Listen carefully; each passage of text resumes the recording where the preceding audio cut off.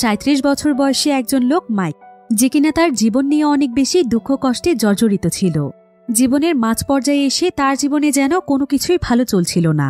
সে তার ব্যবসা বাণিজ্য এবং চাকরি হারিয়ে এতটাই দরিদ্র হয়ে গিয়েছিল যে তাকে তার সমস্ত প্রিয়জনরা ছেড়ে চলে গিয়েছে।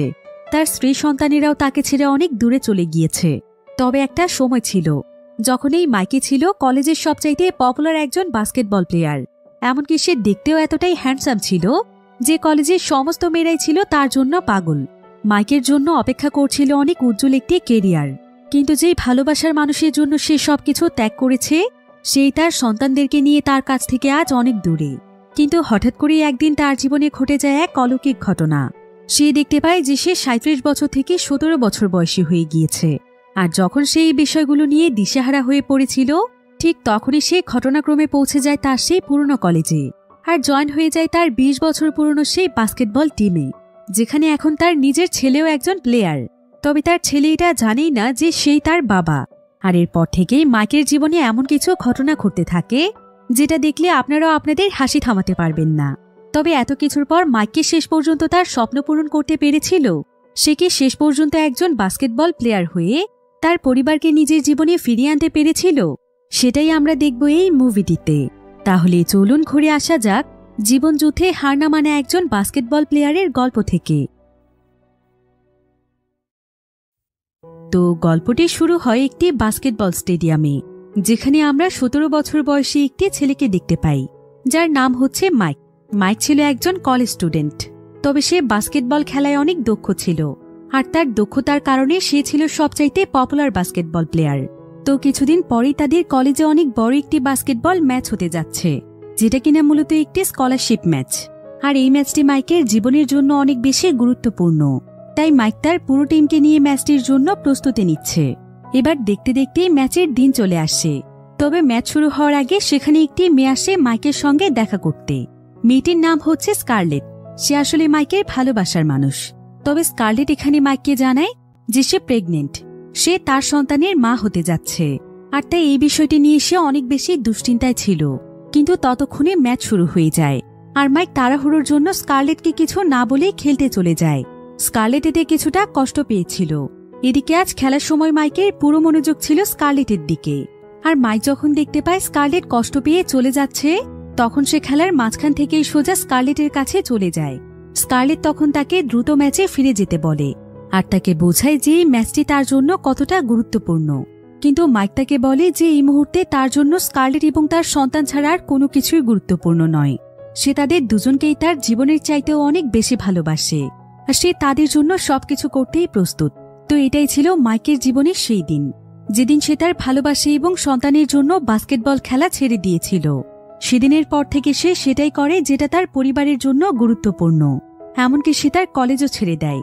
এই ঘটনার পর প্রায় ২০ বছর সময় পার হয়ে যায়, যেখানে আমরা মাইককে দেখতে পাই। মাইকের বয়স এখন ৩৭ বছর। কিন্তু মাইক এখন তার জীবনে একদমই খুশি ছিল না।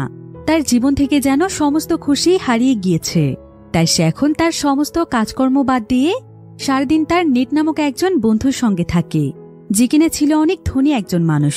তবে নেট এতটা ধনী মানুষ হওয়া সত্ত্বেও মাইকের সঙ্গে তার বন্ডিং ছিল অনেক বেশি ভালো। তারা দুজন একে অপরের প্রিয় বন্ধু। তো মাইক এখানে নেটকে জানায় যে তার ওয়াইফ স্কারলেট নাকি তাকে ডিভোর্স দেওয়ার জন্য কোর্টে আপিল করেছে।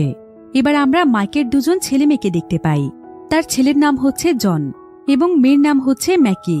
তো বর্তমানে মাইক ছোটখাটো একটি কোম্পানিতে চাকরি করে আর সেই কোম্পানিতে প্রায় ১৬টি বছর ধরে কাজ করে আসছে। তো আজকে সেই কোম্পানিরই অনেক গুরুত্বপূর্ণ একটি মিটিং ছিল, যেখানে সমস্ত কর্মচারীদের মধ্যে যে কোনো একজনকে প্রমোশন দেয়া হবে। তবে সেই প্রমোশন পাওয়ার যোগ্যতা একমাত্র মাইকেরই ছিল, কারণ এখন পর্যন্ত মাইকে কোম্পানির জন্য অনেক সৎ এবং নিষ্ঠার সঙ্গে কাজ করে আসছে। এমনকি সে প্রত্যেকটি কাজই পারফেক্টভাবে করেছে। সেই সাথে কয়েকবার সে বেস্ট এমপ্লয়ির অ্যাওয়ার্ডও পেয়েছে। কিন্তু কিছুক্ষণ পরেই দেখা যায় যে যোগ্যতা থাকা সত্ত্বেও মাইকের বদলে প্রমোশন পায় একটি মেয়ে, যে কিনা মাত্র ২ মাস আগে এই কোম্পানিতে জয়েন করেছে। তবে মাইক এতে প্রচণ্ড রেগে যায় আর সে এই বিষয়টি নিয়ে তার বসের সঙ্গে ঝগড়া শুরু করে দেয়। ফলে সেদিনই তার এই কোম্পানির চাকরিটিও চলে যায়। মাইকের জীবন এখন পুরোপুরিভাবেই ধ্বংস হয়ে গিয়েছে। তার লাইফে যেন ভালো কিছু হচ্ছিলই না। মাইক এবার আজকে তার মন ভালো করার জন্য সোজা তার সেই কলেজে চলে যায়, যেখানে সে অনেক ভালো একজন স্টুডেন্টের পাশাপাশি একজন ভালো খেলোয়াড়ও ছিল। আর কলেজের সামনে আসতেই তার সেই কলেজ লাইফের স্মৃতিগুলো মনে পড়তে থাকে, যে তখন তার লাইফ কতটা সুন্দর ছিল। তবে এখন এই কলেজে তার 17 বছর বয়সী মেয়ে ম্যাকি এবং তার 16 বছর বয়সী ছেলে জন লেখাপড়া করে। তো মাইক তখন সেই বাস্কেটবল স্টেডিয়ামটিতে চলে আসে, যেখানে সে একসময় বাস্কেটবল প্র্যাকটিস করত। এসব কিছু দেখে তার অতীতের কথা অনেক মনে পড়ছিল। এবার হাঁটতে হাঁটতে সে স্কুলের করিডরে চলে আসে, যেখানে তার এবং তার বাস্কেটবল টিমের খুবই সুন্দর একটি ছবি ছিল। এই ছবিটি দেখে মাইকের খুবই আফসোস হচ্ছিল যে সে কেন সেই সময় তার বাস্কেটবল খেলা ছেড়ে দিয়েছে। সে শুধুমাত্র স্কারলেট এবং তার সন্তানের কথা ভেবে তার জীবন নষ্ট করেছে, অথচ সে স্কারলেটই এখন তাকে ছেড়ে চলে যেতে চাইছে। মাইক যখন সেখানে দাঁড়িয়ে এই সমস্ত কথা বলছিল, ঠিক তখনই সেখানে সেই কলেজের ক্লিনার চলে আসে, যে কিনা অনেক বয়স্ক একজন মানুষ ছিল, আর সে বহু বছর ধরে এই কলেজে কাজ করে আসছে। তো ক্লিনার এখানে তাকে বলে, তুমি মাইক তাই না? মাইক তখন তাকে জিজ্ঞাসা করে যে আমি কি আপনাকে চিনি? ক্লিনার তখন তাকে বলে, তুমি হয়তো আমাকে চেনো না, কিন্তু আমি তোমাকে খুব ভালোভাবেই চিনি। তুমি তো সেই বাস্কেটবল প্লেয়ার, যে কিনা তার খেলা দিয়ে একসময় এই পুরো কলেজকে মাতিয়ে রেখেছিল। আমার তো মনে হচ্ছে তুমি এখনো তোমার অতীতেই বসবাস করছো। আসলে মাইক এখানে তার ছবিটি অনেক মনোযোগ দিয়ে দেখছিল, তাই ক্লিনারের কাছে এমনটা মনে হচ্ছে। এবার মাইক এখানে আরো বলে, আসলে সত্যিই আমি আমার কলেজ লাইফটাকে অনেক মিস করি, কারণ তখন আমার জীবনটা অনেক বেশি সুন্দর ছিল।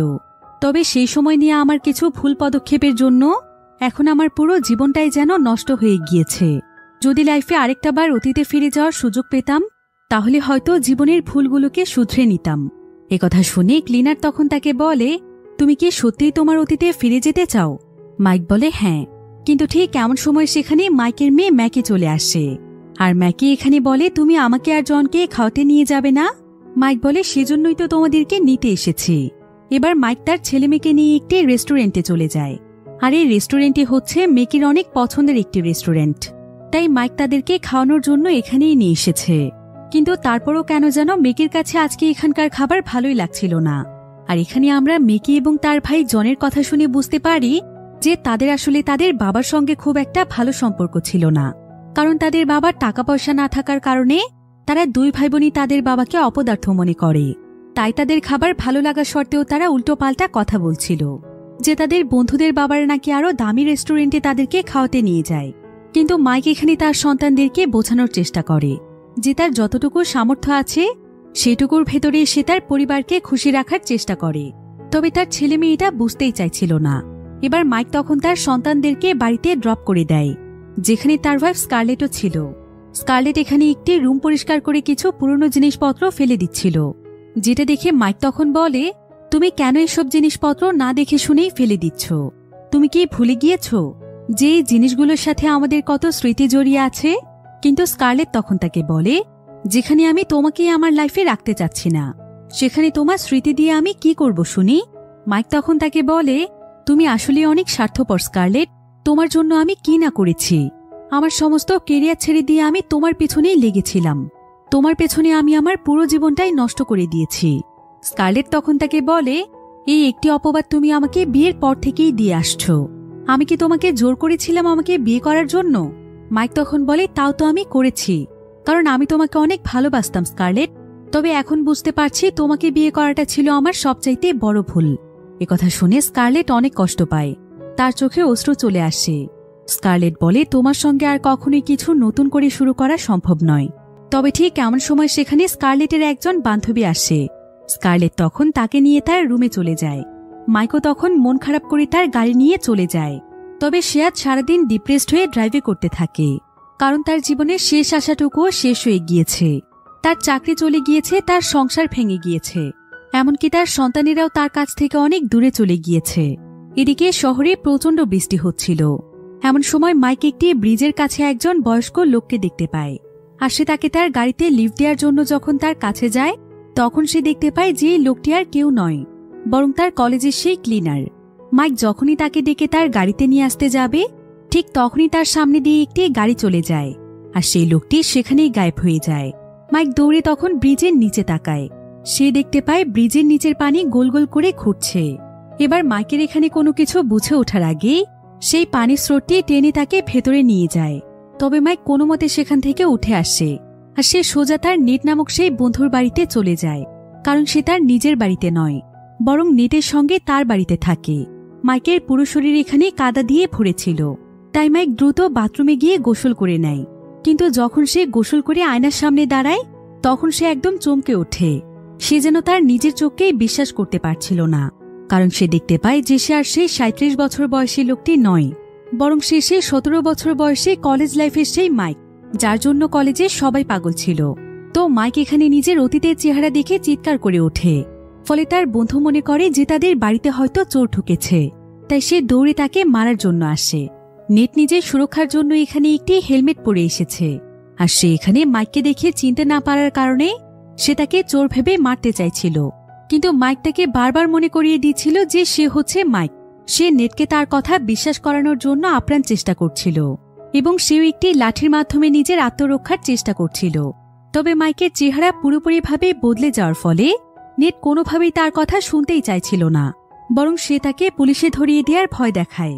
এরপর সে কোনো মতে নেটকে নিজের নিয়ন্ত্রণে নিয়ে আসে, আর সে যখনই একটি ছবির মাধ্যমে নেটকে মারতেই যাবে ঠিক তখনই নেটের সেই ছবিটির দিকে চোখ যায়, যেটা কিনা ছিল তার এবং মাইকের কলেজ লাইফের ছবি। আর এই ছবিটির দিকে তাকিয়ে নেট যখন মাইকের দিকে তাকায় তখন সে তাকে চিনতে পারে যে এটা তো হচ্ছে তার সেই 20 বছর পুরনো বন্ধু মাইক। তাই নেট এখন তার কথা বিশ্বাস করে। এরপর সে মাইককে জিজ্ঞাসা করে, আচ্ছা তুই কি আসলেই মাইক, নাকি এমন কেউ যে আমার সঙ্গে স্ক্যাম করার চেষ্টা করছিস? তবে যদি সত্যিই তুই মাইক হয়ে থাকিস তাহলে তোর এই অবস্থা কিভাবে হলো? মাইক তখন তাকে বলে, আর বলিস না বন্ধু, কাল একটা ব্রিজের কাছে এসে আমি পানিতে পড়ে গিয়েছিলাম, আর পানির মধ্যে গোল একটি গর্ত ছিল। এরপর সেখান থেকে উঠেই দেখতে পাই আমার এই অবস্থা হয়েছে। ভিডিওর এই পর্যায়ে আপনাদেরকে এমন একটি অ্যাপের সঙ্গে পরিচয় করিয়ে দিতে চাই যার নাম হচ্ছে 1xBet। এর অফিসিয়াল পার্টনার হচ্ছে সিরিয়া এবং পিএসজি। 17 নভেম্বর থেকে শুরু হচ্ছে আন্তর্জাতিক মাস্টার লিগ। সমস্ত ক্রিকেট প্রেমীদের কাছে আপনার প্রিয় দলকে সমর্থন করার এটি একটি দুর্দান্ত সুযোগ।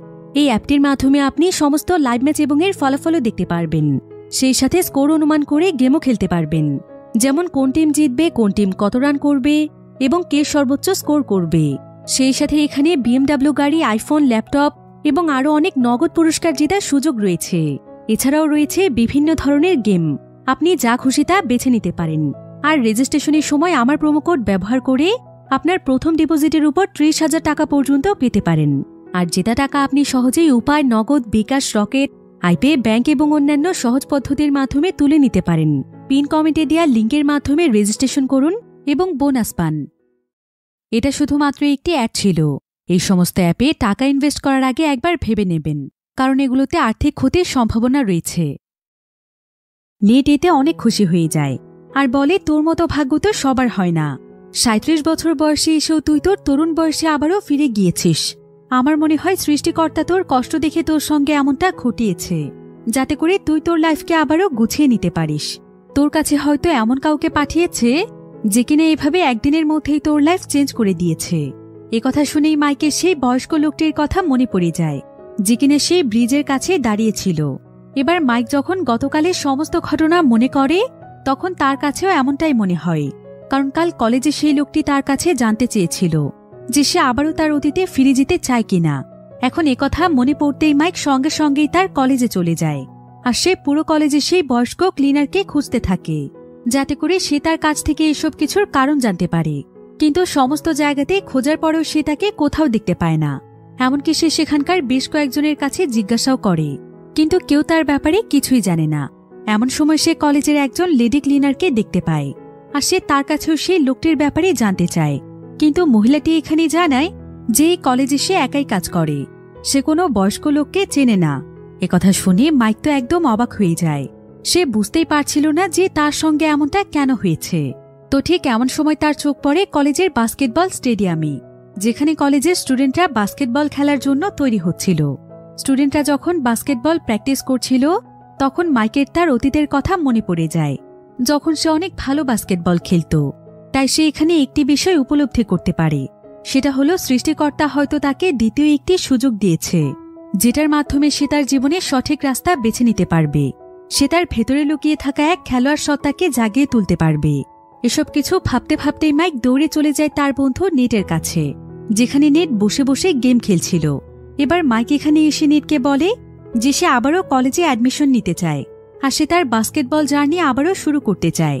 সে তো তার পুরো জীবনে শুধুমাত্র মানুষের গোলামি করেই এসেছে। এখন সে যদি বাস্কেটবলের মাধ্যমেই তার কেরিয়ার দাঁড় করাতে পারে, তাহলে হয়তো বাকিটা জীবন তার ভালো কাটবে। তবে এই ব্যাপারে তার নেটের সাহায্যের প্রয়োজন। কিন্তু নেট প্রথমে তার কথায় গুরুত্বই দিচ্ছিল না। তার কাছে মনে হচ্ছিল যে এখন এসব কিছু কোনোভাবেই সম্ভব নয়।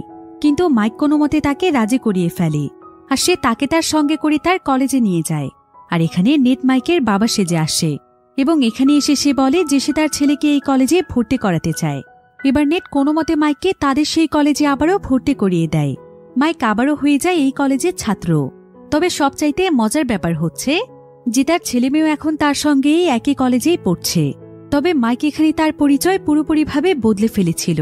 সে তার নাম এখন মাইকের পরিবর্তে ম্যাক রেখে দেয়। আর এখানে আমরা জানতে পারি যে মাইকের বন্ধু নেট আসলে এখনো বিয়েই করেনি।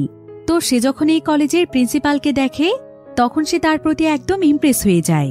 তার কাছে প্রিন্সিপাল ম্যামকে খুবই ভালো লাগে।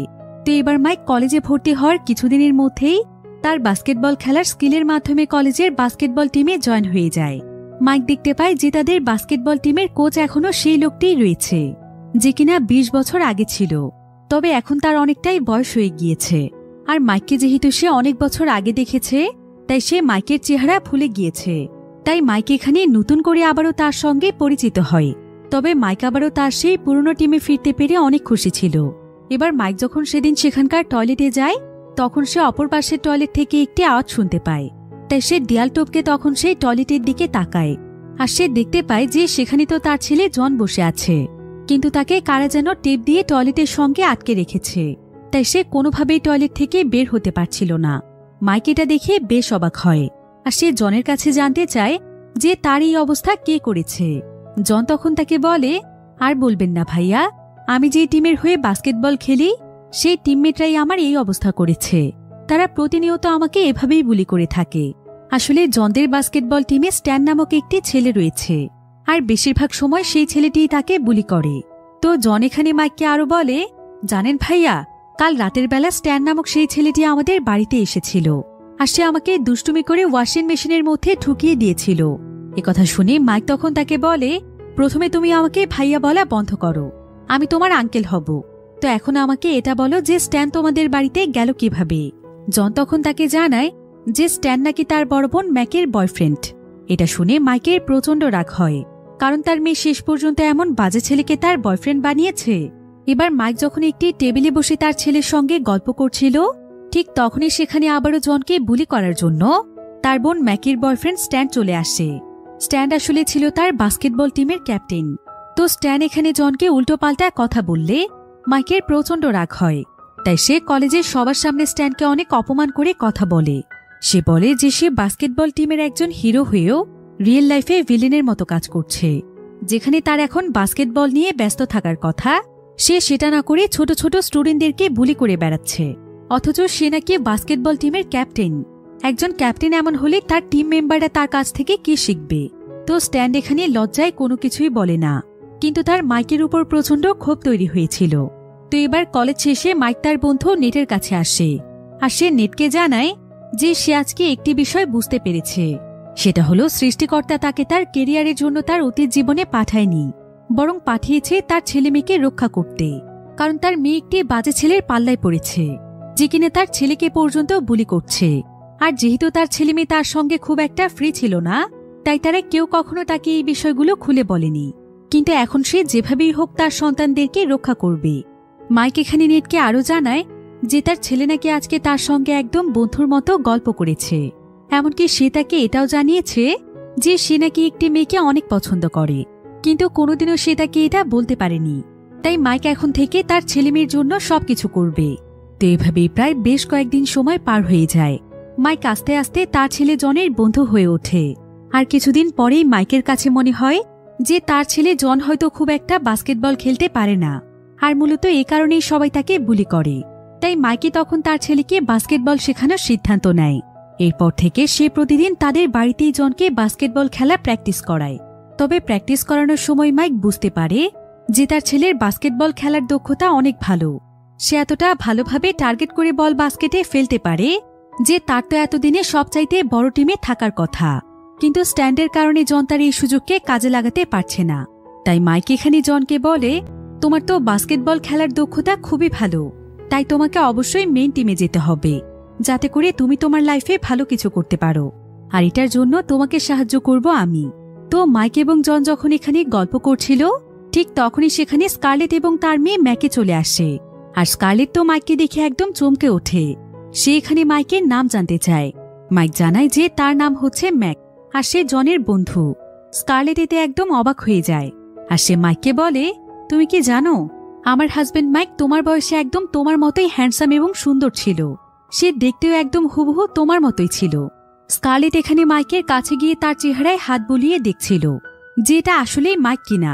মাইক তো ভাবছিল যে সে ধরাই পড়ে যাবে, কিন্তু সৌভাগ্যবশত সে বেঁচে যায়। এবার পরের দিন জনের বাহানা দিয়ে সে আবারও তাদের বাড়িতে আসে, আর আজকেও তার সঙ্গে তার ওয়াইফ স্কারলেটের দেখা হয়ে যায়। স্কারলেট তার গাড়িতে করে কিছু জিনিসপত্র নিয়ে এসেছে।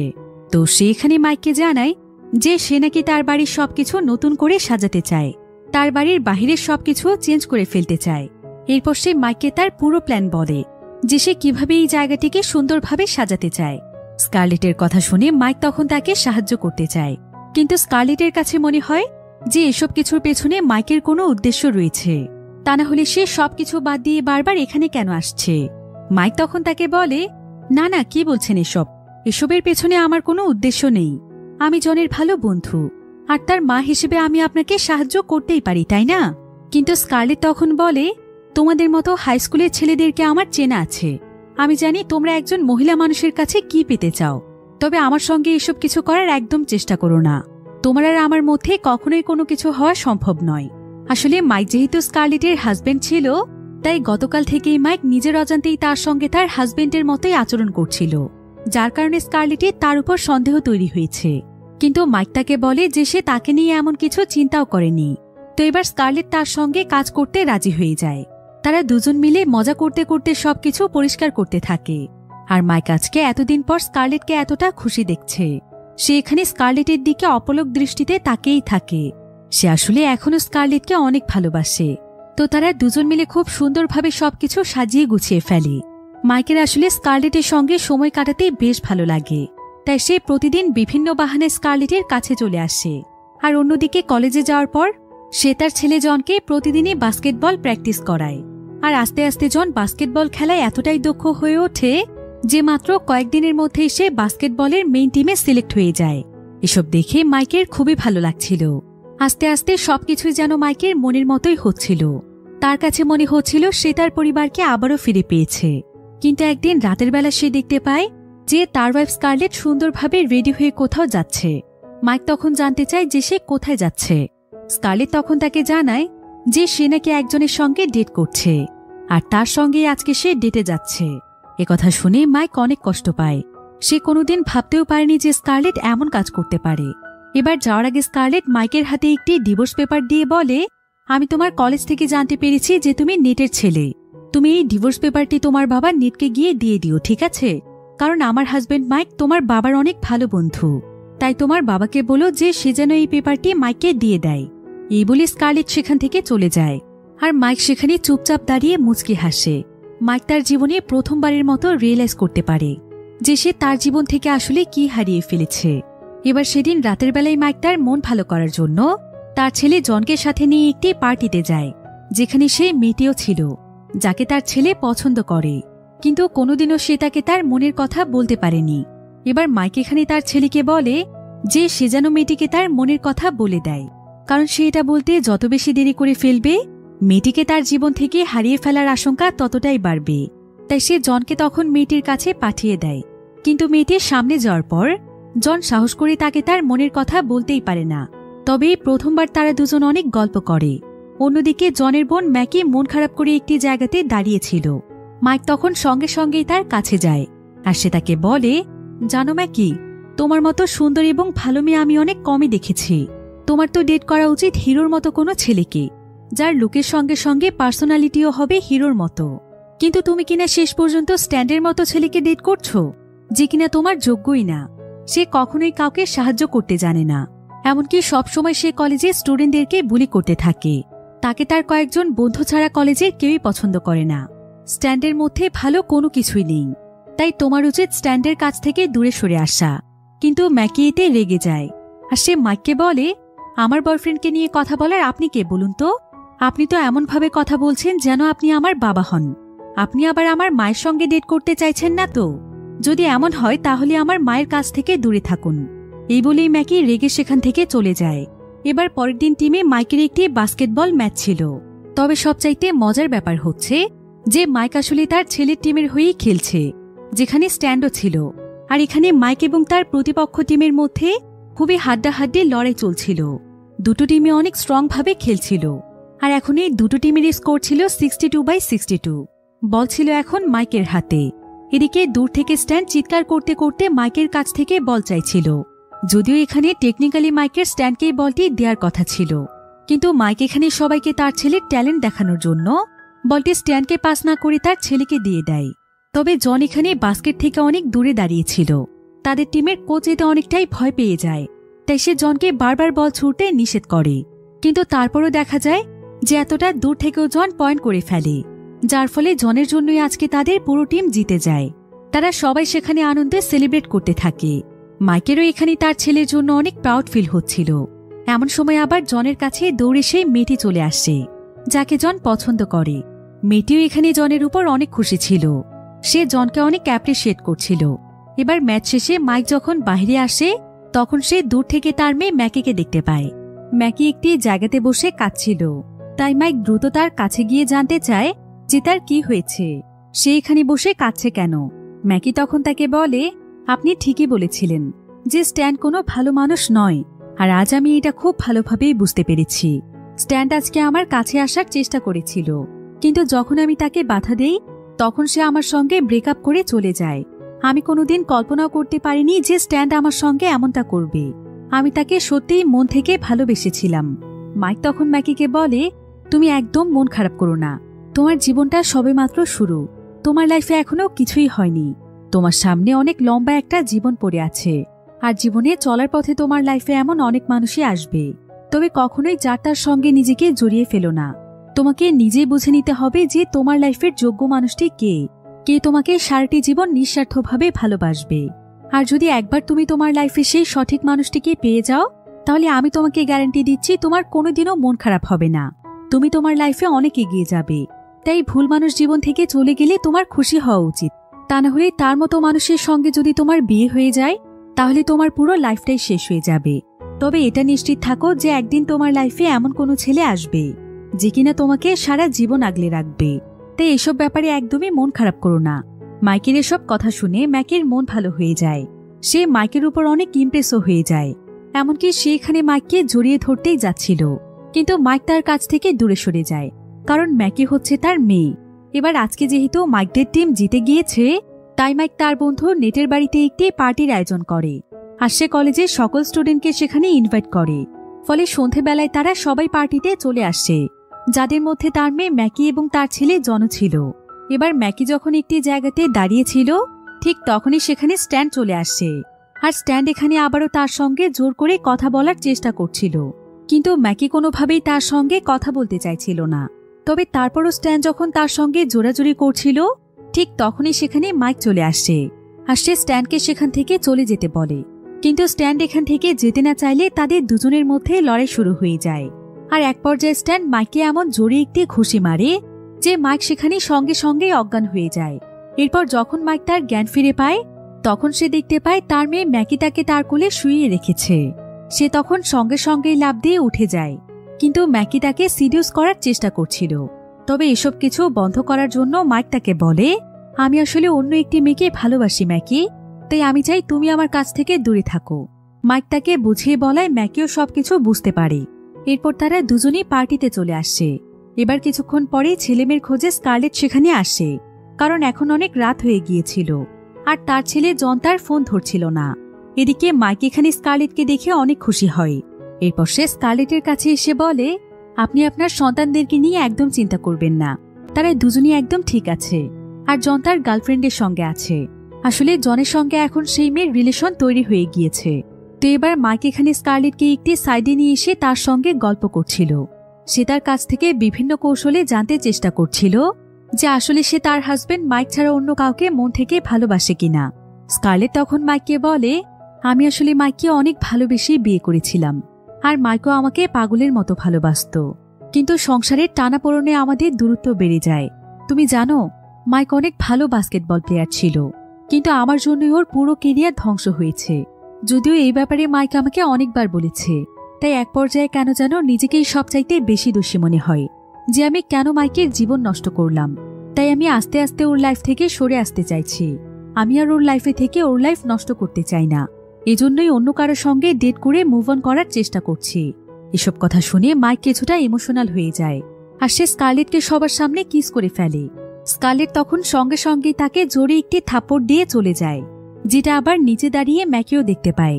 এবার মাইক এখানে স্কারলেটের পিছু পিছু আসে, আর সে স্কারলেটকে বলে, তুমি আমাকে ভুল বুঝো না, আমি অন্য কোনো পুরুষ নই, আমি তোমার হাজবেন্ড মাইক। তুমি বলেছিলে না আমাকে তোমার চেনা চেনা লাগছে? আসলে আমার সঙ্গে অনেক বড় একটি ঘটনা ঘটে গিয়েছে। তবে স্কারলেট এখানে তার কোনো কথাই শুনতে চাইছিল না, সে উল্টো রাগ করে সেখান থেকে চলে যায়। এমন সময় আবার মাইকের কাছে ম্যাকি আসে, আর সে মাইককে অনেক জোরে একটি থাপ্পড় দিয়ে বলে যে সে কোনোদিন ভাবতেও পারেনি যে মাইক আসলে শেষ পর্যন্ত তার মায়ের প্রতি আসক্ত। অন্যদিকে আমরা মাইকের বন্ধু নেটকে দেখতে পাই। নেট আজকে মাইকের কলেজের প্রিন্সিপালের সঙ্গে ডেটে এসেছে, যাকে প্রথম দেখাতেই তার ভালো লেগেছিল, আর তার ডেট আজকে খুব সুন্দর কাটে। এবার নেট এখানে তার বাড়ি দেখানোর জন্য প্রিন্সিপালকে সঙ্গে করে নিয়ে আসে, কিন্তু বাড়িতে আসার পরই তারা দেখতে পায় যে কলেজের সমস্ত স্টুডেন্টরা মিলে তার বাড়ি একদম তছনছ করে ফেলেছে, যেটা দেখে নেট প্রচন্ড রেগে যায়, আর সে সবাইকে সেখান থেকে বেরিয়ে যেতে বলে। কিন্তু কেউই এখানে তার কোনো কথাই শুনছিল না। তারা বারবার বলছিল যে তাদেরকে পার্টিতে ইনভাইট করা হয়েছে, তাই পার্টি শেষ না হওয়া পর্যন্ত তারা কোথাও যাবে না। তবে যখন তাদেরকে কোনোভাবেই সামলানো যাচ্ছিল না, তখন কলেজের প্রিন্সিপাল এখানে বলে যদি এক্ষুনি তারা এখান থেকে বেরিয়ে না যায় তাহলে কাল প্রত্যেককেই কলেজ থেকে সাসপেন্ড করে দেয়া হবে। একথা শুনে সঙ্গে সঙ্গে সমস্ত স্টুডেন্টরা বেরিয়ে যায়। তবে সমস্ত স্টুডেন্টরা প্রিন্সিপালকে যেহেতু নেটের সঙ্গে দেখে ফেলেছিল, তাই প্রিন্সিপাল এতে প্রচন্ড রেগে যায়, আর সে নেটকে বলে ঠিক এই কারণেই আমি কোনো স্টুডেন্টের বাবার সঙ্গে ডেটে যেতে চাই না। এই বলেই প্রিন্সিপাল রাগ করে সেখান থেকে চলে যায়। এতে নেট আবার রেগে যায় মাইকের উপর, আর মাইক যখন তাকে সবকিছু বোঝাতে আসে তখন সে মাইককেও একটি চড় দিয়ে বসে। কিন্তু মাইকের মন খারাপ দেখে সে পরক্ষণেই মাইককে আবারও বুকে টেনে নেয়। এবার পরের দিন সকালে দেখা যায় যে মাইক পুরোপুরিভাবে ভেঙে পড়েছে। সে এখানে তার বন্ধু নেটকে জানায় যে গতকালই সে তার পরিবারকে পুরোপুরিভাবে হারিয়ে ফেলেছে। সে বুঝে গিয়েছে যে তার পরিবারের আর তার কোনো প্রয়োজন নেই। কিন্তু নেট তখন তাকে বলে তুমি তো প্রায় সবকিছু ঠিক করেই ফেলেছ, তোমার ছেলে মেয়েকেও সঠিক রাস্তা দেখিয়ে দিয়েছ, কিন্তু এখন যখন আবারও নিজের পরিবারকে ফিরে পাওয়ার পালা, তখন কিনা তুমি হার মেনে নিচ্ছ। মাইক তখন নেটকে বলে হার মেনে নেওয়ার পেছনে একটা বড় কারণ রয়েছে। আজকে আমার এবং স্কারলেটের ডিভোর্সের শুনানি, কিন্তু স্কারলেট একটিবার আমাকে একটা ফোন পর্যন্ত দেয়নি, আমার কাছে আমার মনের কথাটা জানতেও চায়নি। হয়তো তার জীবনে এখন আর আমার কোনো প্রয়োজন নেই, তাই আজকেই হয়তো আমি আমার পরিবারকে চিরদিনের জন্য হারিয়ে ফেলব। এরপর মাইক নেটকে নিয়ে সোজা কোর্টে চলে আসে, যেখানে আগে থেকে স্কারলেট অপেক্ষা করছিল। কিন্তু কোর্টের মধ্যে বাহিরের কোনো মানুষ অ্যালাউ ছিল না, তাই মাইক এবং নেটকে কোর্ট থেকে বের করে দেয়া হচ্ছিল। তবে মাইক এখানে বলে আমাকে আসলে স্কারলেটের হাজবেন্ড মাইকে পাঠিয়েছে। সে স্কারলেটের জন্য আমাকে একটি চিঠি দিয়েছে, যেটা আমি তাকে পড়ে শোনাতে চাই। এবার কোর্ট থেকে তাকে অনুমতি দেয়া হয়। মাইক তখন তার সঙ্গে করে আনা চিঠিটি পড়তে শুরু করে। মাইক বলে প্রিয় স্কারলেট, আমি জানি আজকে তুমি অনেক খুশি, কারণ তুমি তোমার লাইফে পুরোপুরিভাবে মুক্ত হতে চলেছ। কিন্তু আমি তোমাকে কখনো এভাবে মুক্তি দিতে চাইনি। আমার পুরো লাইফে যদি ভালো কিছু ঘটে থাকে, সেটা হচ্ছে আমার জীবনে তোমার আশাটা। তুমি আমার লাইফের প্রথম এবং শেষ ভালোবাসার মানুষ, যার জন্য শুধুমাত্র আমি নিজের কেরিয়ার নয়, বরং এই পৃথিবী ছাড়তেও রাজি। আমার আজও সেই দিনটির কথা খুবই মনে পড়ে, যেদিন তোমার সঙ্গে আমার প্রথম দেখা হয়েছিল। আস্তে আস্তে আমাদের ভালোবাসা পূর্ণতা পেল। সৃষ্টিকর্তা আমাদের ঘরে ফুটফুটে দুটো সন্তানও দিল। কিন্তু পরিস্থিতি আজকে আমাদেরকে কোথায় এনে দাঁড় করিয়েছে দেখেছ? আমি জানি যে আমি অনেক ভুল করেছি। আমাদের সংসারটিকে আমি খুব একটা আগলে রাখতে পারিনি। সবকিছু তুমিই করেছ, কিন্তু তাই বলে এই সত্যিটা কোনোদিনও পরিবর্তন হয়ে যাবে না যে আমি তোমাকে অনেক ভালোবাসি। চিঠিটির মধ্যে আরো অনেক কিছু লেখা ছিল, যেটা শুধুমাত্র মাইক এবং স্কারলেট ছাড়া কেউ জানে না। সেখানে তাদের লাইফের স্পেশাল দিনগুলোর কথাও লেখা ছিল। আর মাইক এখানে কথাগুলো বলতে বলতে ইমোশনাল হয়ে যাচ্ছিল, তাই সে অর্ধেক চিঠি পড়ে চিঠিটিকে ফেলেই সেখান থেকে চলে যায়। স্কারলেট তখন দৌড়ে এসে চিঠিটিকে হাতে নেয়, তবে চিঠিটির দিকে তাকিয়ে সে একদম অবাক হয়ে যায়, কারণ চিঠিটির মধ্যে একটি অ্যাড্রেস ছাড়া আর কিছুই লেখা ছিল না। ফলে স্কারলেটের আর বুঝতে বাকি থাকে না যে এটাই হচ্ছে তার হাজবেন্ড মাইক, অর্থাৎ সে সেদিন সত্য কথাই বলছিল। এবার পরের দিন কলেজে ঠিক সেই ম্যাচটি ছিল, অর্থাৎ 20 বছর আগে সেই স্কলারশিপ ম্যাচটি, যেখান থেকে মাইক তার খেলা বন্ধ করেছিল। তো আজকে এই ম্যাচটি আবার স্কারলেটও দেখতে আসছে, আর মাইক সেখানে তার জন্য একটি রিং এবং একটি চিঠি রেখেছিল। এটা ছিল মাইকের ওয়েডিং রিং, আর এখানে চিঠিটিতে লেখা ছিল, অনেক ভালো হতো যদি আমি যা কিছু শুরু করেছি সব শেষ করতে পারতাম। অর্থাৎ মাইক এই চিঠির মাধ্যমে তাদের মধ্যকার সমস্ত সম্পর্ক শেষ করতে চায়, কারণ সে বুঝতে পেরেছে যে তাদের লাইফে তার কোনো ভ্যালু নেই। তাই সে আজকে আবারও নতুন করে সে স্কলারশিপ ম্যাচে অংশগ্রহণ করেছে, যাতে করে সে আবারও নিজের মতো করে বাঁচতে পারে। এবার যখন সেখানে ম্যাচ শুরু হয়, তখন মাইক দূর থেকে স্কারলেটকে ঠিক সেভাবেই ফ্লাই কিস দেয়, যেভাবে সে 20 বছর আগে খেলার সময় দিত। এরপর মাইকদের খেলা চলতে থাকে, তবে স্কারলেট এখানে যখনই মাইককে দেখছিল তখন তার অনেক কষ্ট হচ্ছিল, তাই সে স্টেডিয়াম থেকে উঠে সেখান থেকে চলে যাচ্ছিল।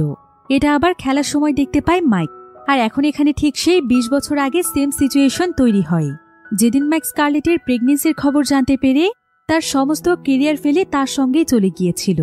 আর এখনো মাইকের সেই সমস্ত স্মৃতিগুলো চোখের সামনে ভাসছে। ফলে মাইক এখানে বুঝতে পারে যে সে তার লাইফে আসলে কি চায়। তাই মাইক এখানে তার ছেলেকে বলটি দিয়ে তার নিজের কেরিয়ার গড়তে বলে, আর সে সেই 20 বছর আগের মতো সবকিছু ফেলে চলে যায় স্কারলেটের পেছনে। তবে এখানে আবার আমরা সেই ক্লিনারকে দেখতে পাই, যে কিনা তাদের দুজনকে দেখে মুচকি হেসে ভ্যানিশ হয়ে যায়, আর সঙ্গে সঙ্গে সেখানে একটি আলোর রিফ্লেকশন দেখা যায়। এদিকে মাইক দৌড়ে চলে আসে স্কারলেটের পেছনে। এখানে দেখা যায় যে মাইক আবারও তার আগের রূপে ফিরে এসেছে। স্কারলেট তখন মাইককে বলে, তুমি আজকে আবারও ঠিক সেই একই ভুল করছো। তুমি নিজের সবকিছু বাদ দিয়ে আবারও আমার পেছনে কেন আসছো? আমার জন্য তো তোমার জীবন নষ্ট হয়েছে, তাই আমার কাছে আর ফিরে এসো না, তুমি তোমার সফলতার দিকে এগিয়ে যাও। মাইক তখন স্কারলেটকে বলে, আমি জানি না যে তোমার কাছে সফলতা মানে কি, কিন্তু আমার কাছে সফলতা মানে হচ্ছে আমার পরিবার, আমার ভালোবাসার মানুষ। যে সফলতায় আমার লাইফে আমার পরিবারই থাকবে না, সেরকম কোনো সফলতার আমার দরকার নেই। যদি আমি তোমাকে এবং আমার সন্তানদেরকে নিয়ে সারা জীবন একসঙ্গে থাকতে পারি, তাহলে সেটাই হবে আমার লাইফের সবচাইতে বড় সফলতা। আমি তোমাকে আজও ঠিক প্রথম দিনের মতোই ভালোবাসি স্কারলেট, তাই তো আমি চেয়েও কখনো তোমার কাছ থেকে দূরে সরে যেতে পারিনি। আর আমি এটাও জানি যে তুমিও আমাকে এখনো অনেক ভালোবাসো। চলো না স্কারলেট, আমরা দুজন আবারও সবকিছু নতুন করে শুরু করি। তুমি দেখে নিও, এবার আমরা দুজন অনেক ভালো থাকবো। এসব কথা বলতে স্কারলেট এখানে মাইককে জড়িয়ে ধরে। তারা দুজন আবারও এক হয়ে যায়। এ ঘটনার পর প্রায় 1 বছর সময় পার হয়ে যায়, যেখানে আমরা মাইককে দেখতে পাই। মাইক তার পরিবার নিয়ে এখন অনেক ভালো আছে। মাইকের সঙ্গে এখানে নেটো ছিল। নেটো এখন তার ভালোবাসার মানুষকে বিয়ে করে নিয়েছে, অর্থাৎ সেই প্রিন্সিপাল এখন তার ওয়াইফ। তারা দুই বন্ধু এখন তাদের লাইফে পুরোপুরিভাবে হ্যাপি। আর মাইক এখন তার ছেলে জনের কলেজে অনেক বড় একটি চাকরি পেয়েছে, যেটা কিনা এখন পর্যন্ত তার লাইফের সবচাইতে সেরা চাকরি। আর সেটা হলো সে এখন সেই কলেজের বাস্কেটবল টিমের কোচ, যেটার মাধ্যমে সে তার লাইফের বাকি স্বপ্নটা পূরণ করতে পারবে। সে বাস্কেটবল খেলেই তার জীবন কাটাতে পারবে, যেটা তাকে সবচাইতে বেশি আনন্দ দেয়। আর এভাবেই খুব সুন্দর একটি এন্ডিং এর মাধ্যমে গল্পটি এখানেই শেষ হয়ে যায়।